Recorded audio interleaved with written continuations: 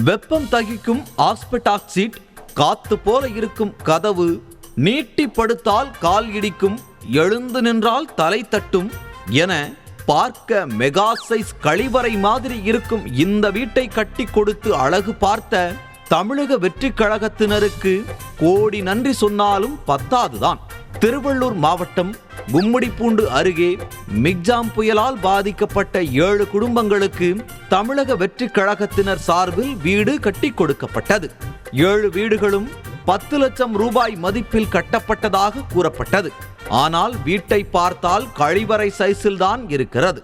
விசாலமான ஜன்னல் கூட வைக்காமல் ஒரே ஒரு அறை மட்டும் இருக்கும் அந்த வீட்டில் நீட்டி படுத்தால் கால் இடிக்கும் போல, எழுந்து நின்றால் தலை தட்டும், அந்த வீட்டிற்குள் வெயில் காலத்தில் இருந்தால் வெந்தே போய்விடுவோம் போல.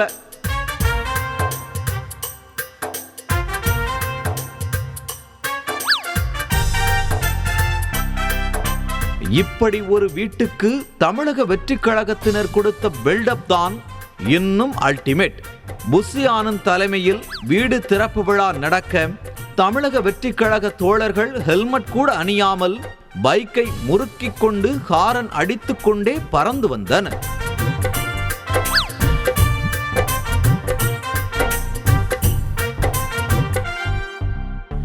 பின்னர் 1000 வாலா பட்டாசு வெடிக்க பின்னாடியே காரில் வந்திறங்கிய புஷி ஆனந்துக்கு கிரேனில் ஆளுயர மாலை தயாராக இருந்தது. ஆனால் பெருந்தன்மையாக மாலையை வாங்க மறுத்த புஷி ஆனந்த் நிர்வாகிகள் எல்லோரையும் நிற்க வைத்து மாலையின் முன்பு நின்று போஸ் மட்டும் கொடுத்துவிட்டு சென்றார்.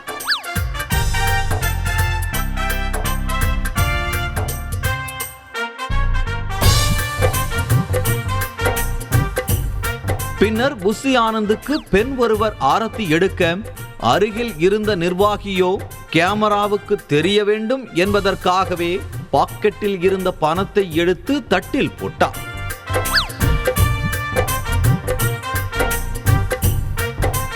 இந்த அளப்பறைகள் எல்லாம் முடிந்ததும் வீடுகள் திறப்பு விழா ஆரம்பித்தது. வீடுகளை ரிப்பன் வெட்டி திறந்து வைத்த புஷி ஆனந்த் வலது கால் எடுத்து வைத்து சம்பந்தப்பட்ட பயனாளிகளுக்கு சாவியை ஒப்படைத்தார். வீட்டை திறந்ததும் வலது கால் எடுத்து வைத்து உள்ளே சுற்றி பார்க்க சென்றவர்களுக்கு மேலே தொங்கிய லைட்டும் ஃபேனும் தலையில் தட்டியது.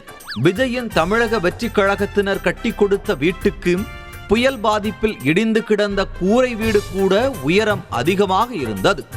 மொத்தத்தில் தமிழக வெற்றிக் கழகத்தினரின் திறப்பு விழாவை பார்க்கும்போது விளம்பரத்திற்காக செலவு செய்த தொகையை வீட்டுக்கு செலவு செய்திருந்தால் கொஞ்சம் நல்லாயிருந்திருக்கும் என்றுதான் தோன்றியது.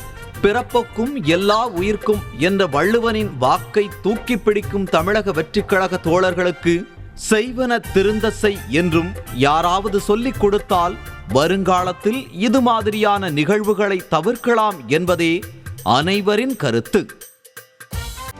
செய்திகளை உடனுக்குடனும் துல்லியமாகவும் தெரிந்து கொள்ள சப்ஸ்கிரைப் பண்ணுங்க.